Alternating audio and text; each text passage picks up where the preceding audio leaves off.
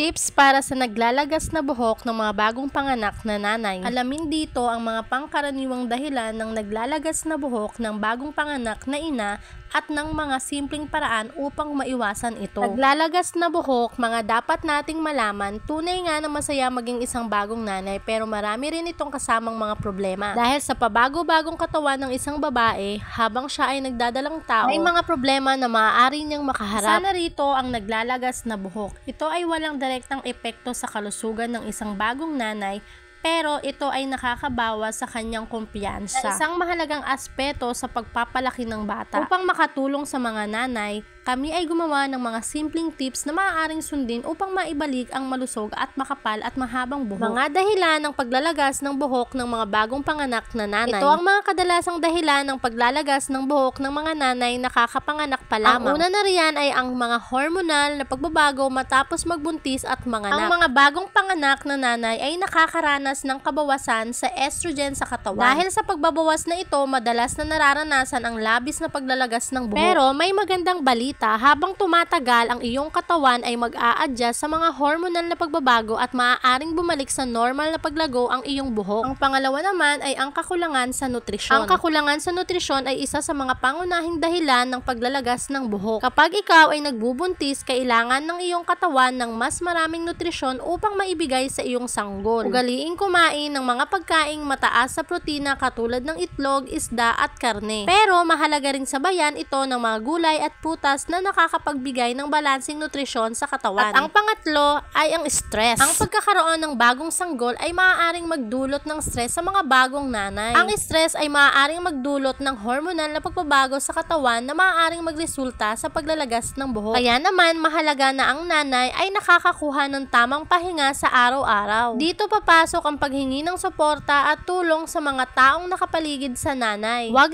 kang magdadalawang isip na humingi ng alalay tuwing ikaw ay nakakaramdam na ng pressure. At ang pang-apat naman ay ang mga gamot. Maaaring ang ilang gamot na ginagamit ng mga nanay matapos manganak ay maaaring magdulot ng paglalagas ng buhok. Kung ikaw ay nag-aalala tungkol sa mga gamot na ito, ay maaaring kausapin ng iyong doktor upang magrekomenda ng ibang uri ng gamot o ibang solusyon. Mahalaga rin na huwag uminom ng kahit anong gamot nang hindi humihingi ng payo sa mga eksperto. Paano solusyonan ang naglalagas na buhok sa mga bagong panganak na nanay? Talagang nakakabahala tuwing makakakita ng naglalagas na buhok. Ngunit huwag mag-alala dahil ang iyong katawan ay babalik din sa dati at kasama na rito ang pagtigil ng paglalagas ng buhok. Mayroon ding mga solusyon para mas mabilis mapigilan ang paglalagas ng buhok sa mga bagong panganak na nanay. Narito ang ilang mga paraan upang malunasan ang mga problemang ito. Ang una na riyan ay ang regular na ehersisyo. Ang regular na ehersisyo ay hindi lamang makakatulong upang mapanatili ang iyong kalusugan, kundi makakatulong din upang maibsan ang stress. Ang stress ay isa sa mga pangunahing dahilan ng pagkakaroon ng naglalagas na buhok. Ang pangalawa naman ay ang pagkakaroon ng sapat na tulog. Ayon sa mga eksperto, dapat makapagpahinga ang nanay ng hindi bababa sa 7 oras tuwing gabi. Kung meron kang sapat na tulog, ito ay makakatulong upang maiwasan ang stress at iba pang mga problema sa kalusugan. Ang pangatlo naman ay iwasan ang paggamit ng mainit na kasangkapan sa pag-styling. Ang paggamit ng mga mainit na kasangkapan sa pag-styling tulad ng hair dryer at curling iron